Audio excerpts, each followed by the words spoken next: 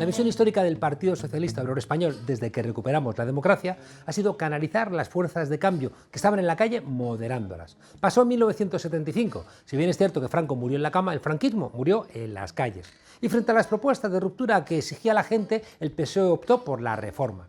Y la reforma, cuidado, venía con Rey, con un sistema electoral bipartidista que reforzaba a la derecha, sobre todo en las zonas rurales, con la colocación de los últimos 50 ministros de Franco en la política o en empresas, y con la judicatura, la policía y la universidad heredadas de la dictadura.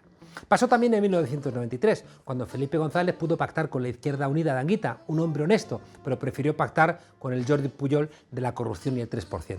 A Felipe González eso de la honradez no le gusta mucho y por eso se dedica ahora, en su edad madura, a hacer negocios con algunos de los hombres más ricos del mundo. Y cuidado, que solamente te haces rico, por lo general, y salvo muy contadas excepciones, cuando le robas a muchos el fruto de su trabajo. Pasó también en 2011, cuando el 15M abrió la posibilidad de regenerar la política española, y también en 2014, cuando nace Podemos, y una parte importante del PSOE pidió una gran coalición con el Partido Popular. En 2020, sin embargo, fue posible el pacto con Unidas Podemos y muchas cosas que parecían imposibles empezaron a tomar cuerpo. Es muy probable que estemos ante un giro histórico que empiece a cerrar las 4 heridas históricas de España. La herida colonial de un país que fue un imperio y lo perdió muy pronto. De manera que, si cerramos esa herida colonial, ningún ministro de Asuntos Exteriores, como hizo Margallo, mandará a inspeccionar el avión de un presidente boliviano como Evo Morales porque se lo ha mandado Estados Unidos. Y tampoco nos olvidaremos de asignaturas pendientes como la del Sáhara. La herida territorial se solventará incorporando a la izquierda nacionalista vasca y catalana a la gobernabilidad de España y podremos, por fin, entender que este país es plurinacional, con todo lo que eso significa.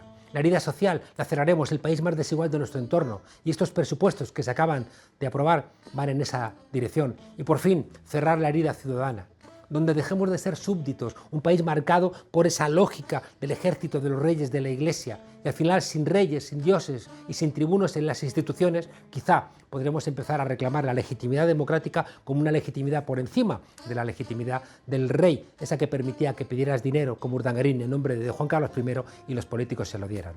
No es extraño el odio que tiene la derecha a Pablo Iglesias y a Unidas Podemos. Es el mismo odio que expresaron en su día por Azaña, por Largo Caballero, por Negrino, por Pasionaria. Esta derecha siempre odia a lo que ensancha la democracia en España.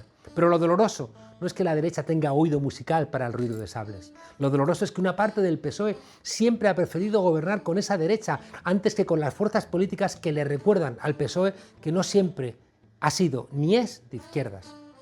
Pero hoy tenemos gobierno y tenemos presupuestos y tenemos muchas ventanas abiertas a la esperanza. Pelear merece la pena. Las luchas de ayer son los derechos de hoy y las luchas de hoy los derechos de mañana. Bienvenidas a la frontera, desobedientes.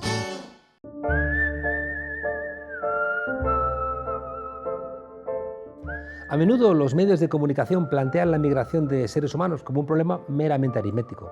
2.600 inmigrantes hacinados en el muelle de Arguineguín, 45 subsaharianos navegando en un cayuco, 220 magrebíes repatriados a su país. Olvidan que detrás de cada cifra hay una historia individual irrepetible. Una esperanza, un miedo, un deseo, un flirteo, una travesura, un llanto, una risa, humanidad. Un motivo que le ha llevado a dejar su hogar arriesgando la vida en una travesía incierta en busca de un futuro mejor para él y para sus familias. ¿Eso da más cuota de pantalla? Tal vez no, pero da que pensar. Como dijo George Orwell, más importante que mantenerse vivo es mantenerse humano. Gente que como se dice en el documental El Camino, no se ha echado a una patera para arriesgar su vida, sino para arriesgar lo que les queda de vida. Para seguir mereciendo la denominación de ser humano son imprescindibles películas como El Camino, un documental para abrir ojos y conciencias del periodista, historiador y director audiovisual José Manuel Colón. Buenas noches y muchas gracias por acompañarnos en La Frontera. Buenas noches. ¿Qué significa El Camino? El Camino es un documental donde contamos la realidad que se vive en este viaje de la inmigración de África a Europa, donde tantas vidas se quedan en el camino, ¿no? Si nosotros supiésemos que en el desierto del Sáhara muere el 50% de las personas que entran en él, quizás miraríamos esta realidad con más empatía, ¿no? Lo triste es que nosotros nos quedamos solo con esa patera que llega, que a veces naufraga, que vemos los muertos, que no nos gusta mirar esos muertos, pero esos muertos en ese viaje interminable se va repitiendo una y otra vez. Desde los lugares de origen, como hemos grabado, nosotros hemos grabado en 4 países de salida, como son Nigeria, Ghana, Mozambique, Uganda. Hemos grabado en el desierto del Sáhara, en 2 países de salto como Túnez, Marruecos, con la frontera de Libia, como está Libia actualmente. En el mar Mediterráneo con el Open Arms, donde hicimos el salvamento de 44 personas. En Italia y España como lugares de origen y en el Parlamento Europeo, ¿no? Para contar esta realidad que siempre se queda en el olvido, ¿no? Solo ninguneado, como decía Galeano. ¿Tú crees, José Manuel, que ese mantero que le ves, ¿no? Vendiendo lo que pueda, lo vamos a ver diferente si conocemos toda su trayectoria? Yo creo que sí, ¿no? Y en la película se habla de... Hay varios valores que se habla en la película y uno de ellos es la palabra empatía. Y yo creo que, como dice uno de los personajes, como dice Nicole, esa mujer que lleva esa ONG que se llama Caribou y que ayuda a mujeres subsaharianas, yo creo que ha llegado un momento de empatía. Si yo te dijera, Juan Carlos, que un hombre subsahariano tarda 1 año y medio en hacer todo este viaje, pero te dijese a posteriori que una mujer subsahariana tarda 7 años y medio en hacer este viaje, donde son explotadas, son violadas, yo creo que miraríamos con otros ojos. Y además, como dice en la película, nadie quiere huir, nadie quiere abandonar su país.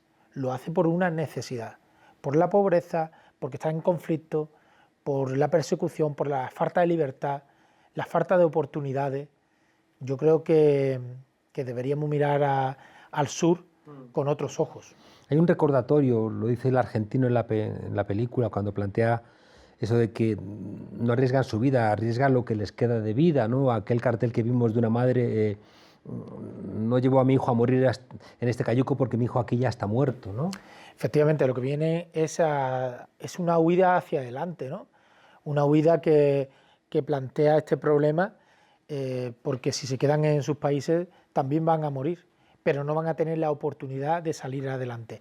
Para que te haga una idea, simplemente llegar a Europa, esos manteros que nosotros vemos se está garantizando 20 años más de vida o 30 años más de vida, porque la esperanza de vida en países como Nigeria, como Ghana, como Mozambique, son 51 o 56 años. Entonces te está garantizando una nueva vida para ti y para los tuyos.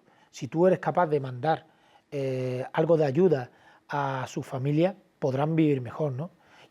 Tristemente hablamos de países, muchos de ellos ricos en materias primas, pero que esas materias primas no se da en el resto de la población, sino que una élite, digamos, domina todo, y lo dominamos también desde aquí. Ya. Esas mujeres que me han retenido el viaje, ¿no? Hasta 7 años y que van a sobrevivir explotadas sexualmente, explotadas de alguna manera, porque es la única manera que tienen para poder aguantar esos años hasta que puedan tener la oportunidad de llegar aquí. ¿Eso no debiera generar una oleada de apoyo internacional de todo el feminismo? O te lo digo de una manera más cruda, el feminismo es feminismo cuando no entiende que hay mujeres que por ser mujeres, para llegar aquí a tener una oportunidad, tienen que pasar 7 años en la más oscura de las noches y en el más ardiente de los infiernos. Yo creo que el problema es que no sabemos lo que pasa.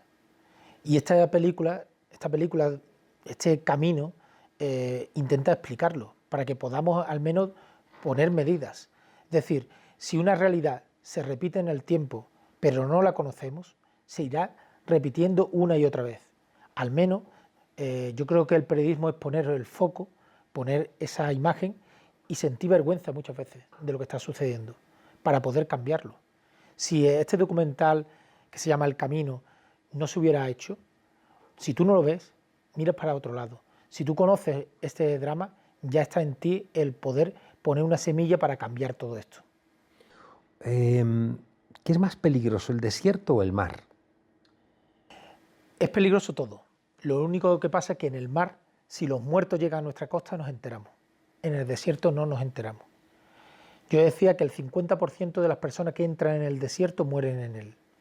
Hay una historia dentro de la película, una de las historias principales, protagonizada por el primer sacerdote nigeriano ordenado en España, que es el padre Kenneth, que él atravesó el desierto, él vio morir en el desierto a su amigo, él no era sacerdote cuando vino hacia España, pero que luego en la mar, en ese estrecho de Gibraltar que nos separa 15 kilómetros de donde yo nací, él vio morir a 100 personas en una barca.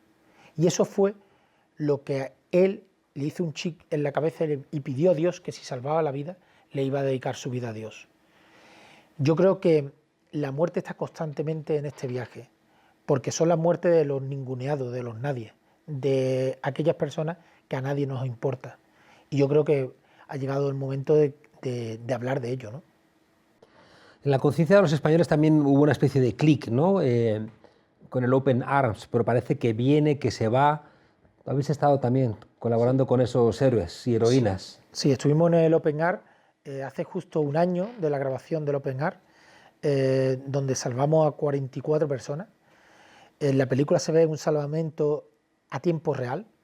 Se ve como desde Malta y desde Italia nos dijeron que dejáramos a esas personas en el mar y que siguiéramos nuestro viaje, cuando estaba en una patera a punto de caerse por la borda. 44 personas donde estaban dos niños, un niño de 10 meses y otro de 4 años, que el llanto del niño todavía lo recuerdo.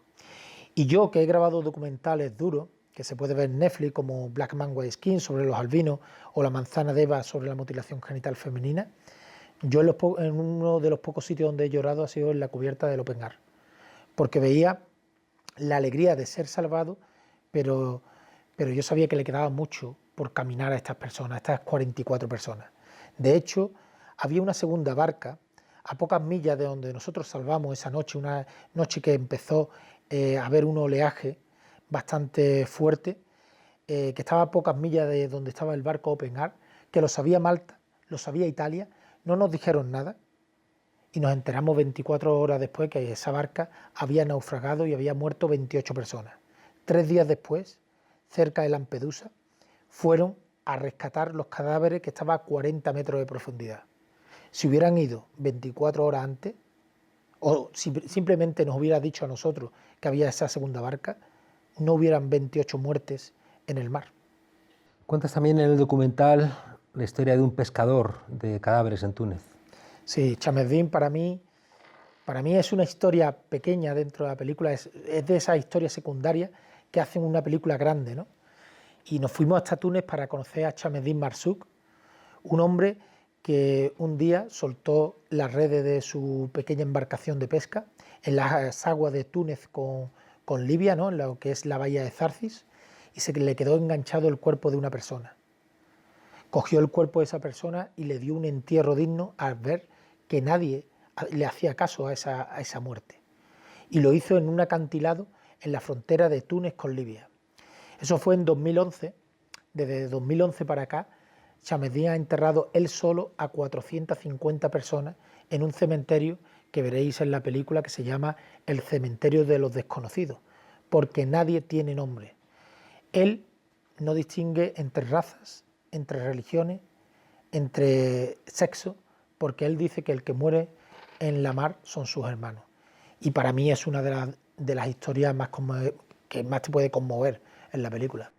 José Manuel, una de las cosas que yo he aprendido con el paso del tiempo es que es muy difícil construir políticas progresistas si no confiamos en el ser humano, pero también es evidente que hay mucho hijo de puta, ¿no?, por todos los lados.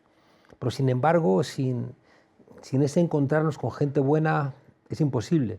Tú en este infierno que has narrado te has encontrado seguramente con canallas, pero también con mucha gente buena. Yo sobre todo me encuentro, cuando viajo por ahí, hago mis documentales, me encuentro con gente buena. Lo triste es que la gente mala suele ser muy poderosa. Es decir, un malo hace mucho más daño que 10 buenos. Y yo creo que tendríamos que tener de ejemplo en los medios de comunicación, en la política, en los medios de poder, gente buena. ¿No son malos también los que miran para otro lado, los cobardes? Esa gente son los que miran para otro lado, son, como tú dices, cobardes. Cobardes porque al final el mal te va a llegar. Si tú no tomas partido, al final alguien tomará partido por ti. Y claro, esto es como la famosa frase de vinieron primero por los judíos, yo no era judío, vinieron por los gitanos, yo no era gitano, luego vinieron por mí y no había nadie que me defendiese. Pues lo mismo. Nosotros, yo creo que la sociedad se tiene que implicar, que el periodismo es implicación. Mira, uno de los mejores fotoperiodistas de este país, Javier Bauluz, que ha recorrido el mundo con su cámara denunciando y demás, ahora ha estado en Canarias y ha sufrido multas por hacer su trabajo de periodista. Yo creo que debemos ponernos en la piel. ¿Por qué le han multado? Le han multado porque estaba haciendo una foto y un policía en un momento determinado creía que no estaba en el lugar adecuado para hacer la foto de lo que estaba pasando en el puerto de... ¿En Arguineguín? Sí, efectivamente. Yo creo que el periodista debe ser incómodo, debe hacer preguntas incómodas y esa incomodidad es lo que nos garantiza, en cierto modo, la libertad de expresión y lo que nos garantiza la democracia, ¿no? Planteabas tú que los malos son poderosos. Para hablar de inmigración hay que preguntar también a las mafias. ¿Has podido hablar con las mafias? Sí, he hablado con... En mi documental está contado en primera persona por diferentes historias y te cuenta la realidad de lo que viven estas personas cuando van con las mafias, de que les engaña, que se meten en una patera que es mentira, que violan a las mujeres los propios mafiosos. Lógicamente hay un interés detrás, pero sobre todo lo que hay que poner el punto de nuestra cámara es en esas personas humanas, en esas personas que son las víctimas y cuando llegan aquí parece que son los verdugos y no, son las víctimas. Oye, has hecho con estas 3 obras sobre África, ¿no? Vamos a pensar en términos bíblicos de trilogías con el Dios Padre, Hijo y Espíritu Santo, pero has tratado la mutilación femenina, los negros albinos y la inmigración. La migración, ¿no? Quedan más temas terribles. Sí, pero la idea era hacer trilogías por continente. Ahora, por el tema del COVID, vamos un poco con retraso, pero iniciamos ya una entrevista que entrevistamos en el mes de febrero a Pepe Mújica para hacer la segunda parte de este camino, que vamos a rodar desde Venezuela hasta Uruguay y desde Centroamérica a Estados Unidos. Y tenemos ya muchas de las historias, las tenemos ya localizadas. Que también lo conozco un poco más y es terrorífico. Me dice mi maestro Boaventura de Sousa Santos que tengo que mirar a África y yo le digo que me da miedo entrar en África por todo el dolor que creo que hay acumulado en ese continente. Hay dolor, pero también hay alegría, me refiero, alegría en la gente, porque al final en el documental también se dice la resiliencia, ¿no? El aprendizaje de superarse, de superarse ante un dolor, ¿no? Y yo creo que África tiene también muchas cosas que enseñar. Yo cuando voy a África me siento muchas veces libre. Y lo digo, yo siempre suelo decir que yo vivo a 15 kilómetros de una realidad, ¿no? Yo nací en Cádiz y 15 kilómetros más al sur hay un continente y una realidad distintas. Si yo hubiera nacido 15 kilómetros más al sur, mi vida hubiera sido totalmente distinta. Y al final nosotros, a veces la vida nos lleva por unos derroteros que son circunstancias, ¿no? Imagínate que hubiésemos nacido más hacia el sur, que hubiese nacido mujer, la realidad sería totalmente distinta y por eso yo creo que la empatía es muy importante. Siempre me ha preocupado la gente que le gusta la pobreza en las exposiciones de Salgado, ¿no? Parece que la pobreza o el dolor tiene también una parte estética. La estética de tu película es excelente, ¿no? ¿Por qué está tan cuidada? ¿Por qué es un documental bonito? Yo creo que es un documental bonito porque está, como tú dices, muy bien contadas las historias. Vamos pasando de una a otra historia de manera muy sencilla, muy ligada, y creo que eso le da belleza, pero sobre todo le da belleza cuando te hablan desde el corazón. Cuando tú entrevistas a una persona y estás siendo totalmente libre para contarte su realidad y demás, al final todo lo embellece. Y al final estás en un lugar que parece un lugar abandonado, pero en ese abandono hay belleza, hay sonrisa también, ¿no? Y hay ganas de salir adelante. Y yo creo que eso es lo que intenta transmitir la película El Camino, ¿no? Y esperemos ¿Que la podemos ver dónde?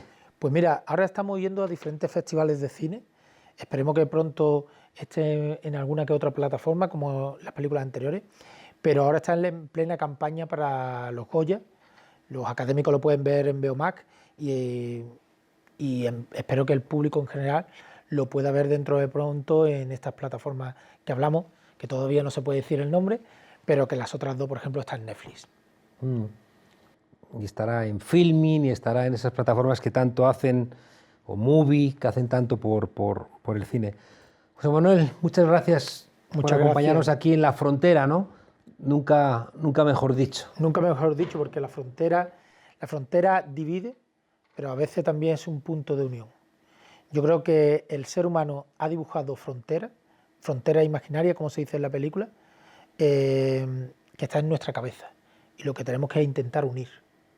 Muchas gracias.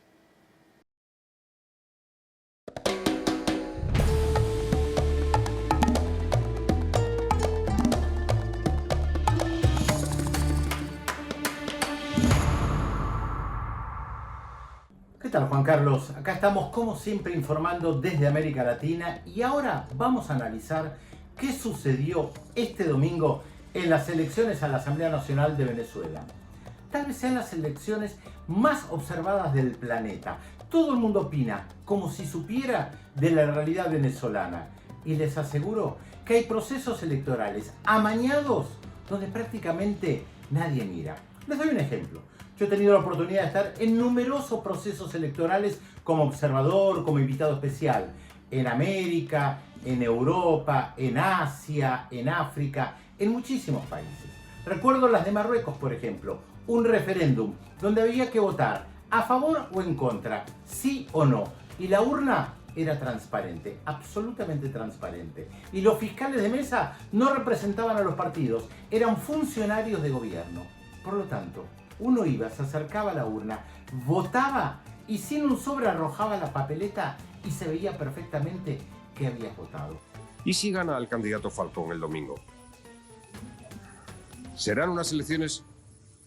En fin, estamos, en mi opinión, en un absurdo muy claro. Por tanto, garantías electorales. El rector opositor.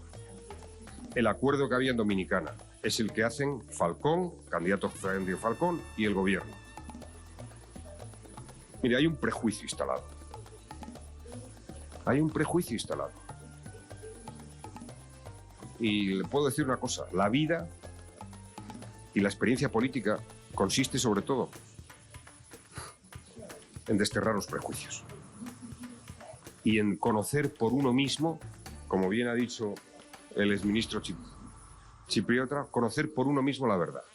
No es así el sistema electoral en Venezuela, uno de los más controlados, rigurosamente controlados, hasta tal punto que la Fundación Carter, del expresidente de los Estados Unidos, Jimmy Carter, había dicho en algún momento que eran los mejores procesos electorales del mundo.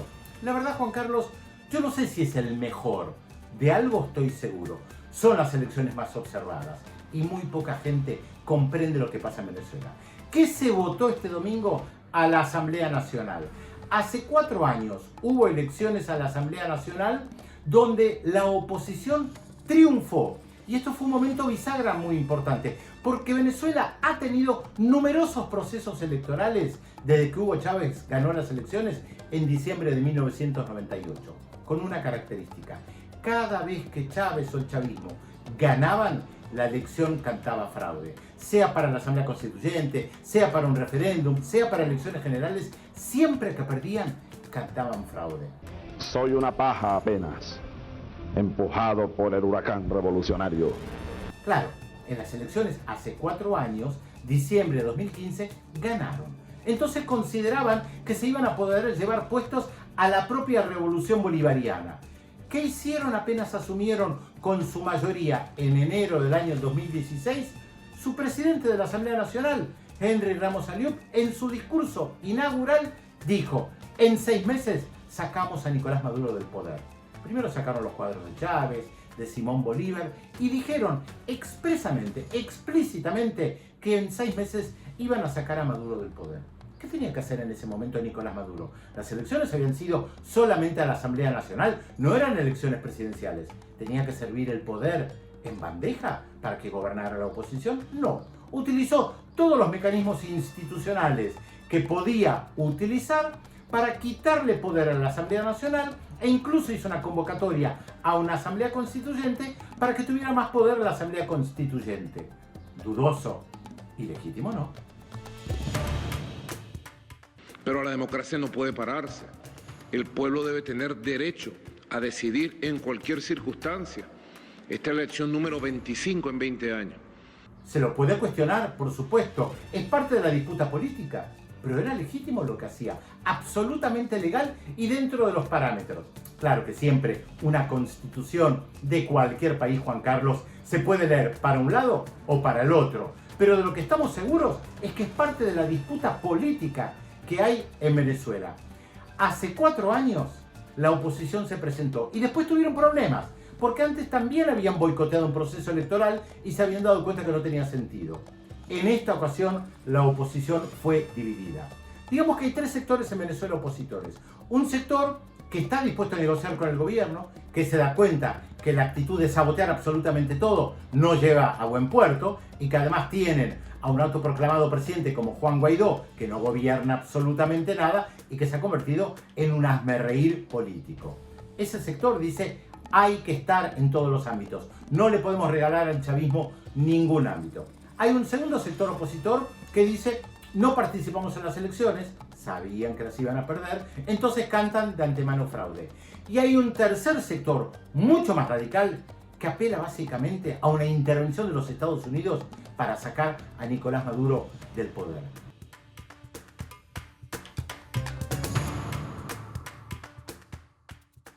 A los militares que hoy están en las calles, les quiero mandar un mensaje muy claro, muy sereno y enmarcado dentro de nuestra Constitución. Ustedes también tienen el derecho y el deber de rebelarse. Este es el contexto que hay que comprender del proceso electoral que se llevó a cabo. Claro, unas elecciones a una Asamblea Nacional no son como las presidenciales. La mayoría de la población, por lo general, en la inmensa mayoría de los países, no va a votar a las elecciones parlamentarias cuando son separadas de las presidenciales. Y por supuesto, Venezuela no es una excepción a la regla. Es más, les puedo asegurar que en más de un proceso electoral a la Asamblea Nacional en Venezuela vota más gente de lo que vota, por ejemplo, en Chile a elecciones presidenciales. Pero como todo el mundo observa con lupa lo que está pasando en Venezuela y el objetivo es contribuir a la caída de Nicolás Maduro, se descalifica absolutamente todo lo que hace el gobierno de Venezuela. La puja interna existe, eso es real, no cabe la menor duda. Hay sectores opositores que dicen que se vive en una dictadura. Extraña dictadura. El autoproclamado presidente de Venezuela, Juan Guaidó, está llamando a una consulta popular para el 12 de diciembre para plantear cómo se tiene que avanzar en un proceso novedoso en Venezuela y hace campaña en las calles. ¿Ustedes se imaginan una dictadura? Un autoproclamado presidente haciendo campaña en las calles, subiéndose a los autobuses sin que nadie lo detenga. Esa es una de las grandes paradojas de Venezuela. ¿Hay problemas? Sí. ¿Hay problemas con la oposición? No cabe la menor duda. Pero que Juan Guaidó puede actuar en Venezuela sin que lo metan preso, tampoco cabe la menor duda. Y hay muchos países donde efectivamente hay dictaduras donde la oposición ni siquiera se asoma a las calles. Es importante comprender el contexto, porque si no, no se entiende qué pasa en Venezuela. El afán de Ayuso por desmarcarse de todo y de todos no tiene límites. No contenta con hacer lo que le da la gana en materia sanitaria, ahora ha decidido crear su propia moneda, los cendales, autoridad monetaria, una especie de Bitcoin que seguro se va a poner de moda entre los cayetanos. ¿Que cuánto vale la obra del nuevo Santiago Bernabéu? Pues 5 cendales. ¿Con qué se paga en el mercadillo de los pijos? Pues con cendales. ¿Que cuánto vas a gastarte estas navidades? Pues déjame que lo calcule en cendales. Solo en la TV3 se gastan 303 millones de euros, lo que equivale a 3 cendales. Ojalá hubiéramos utilizado cendales para calcular lo que costó la Ciudad de la Justicia, el aeropuerto de Castellón, o lo que se llevaron con la trama Gürtel o La Púnica. No nos hubiera resultado tan sangrante. Total, que son unos cuantos cientos de cendales. El cendal rebajaría también el impacto emocional a la hora de medir la cara dura del Partido Popular, porque no es lo mismo hablar de 500 megapascales que de solo 5 cendales de nada. Parecerían los del PP hasta honrados. El presupuesto de la Casa Real, nada, mucho más llevadero. Como no llega ni a un cendal, lo podríamos pagar en monedillas de céntimo de cendal. ¿Y qué decir de la fortuna del emérito Juan Carlos I de Abu Dhabi? Pues nada, unos cuantos cendales arriba o abajo pues no llamarían tanto la atención. Podría pasar hasta por un pensionista, pero de los de verdad.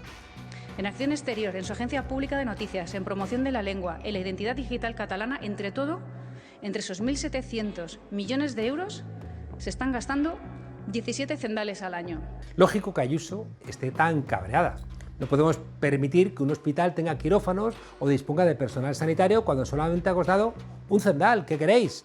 La gente piensa que regalan Bankias o Juegos Olímpicos a 2 cendales. Lo peor de todo es que ya veréis como en unos meses se va a devaluar esa moneda. El hospital que hoy ha valido un cendal pasará a costar pues, un cendal y medio o 2. Y entonces llegará un amiguete de esos que luego te dejan el apartamento y lo comprará por medio cendal o por un cuarto de cendal en cuanto Ayuso lo privatice. Es el mercado, amigos, es el Partido Popular Contribuyentes, que os tiene hasta el mismísimo cendal, que os han hinchado los cendales, pues no ahorréis en votos, así no gastaréis después en cendales. Hasta mañana, desobedientes.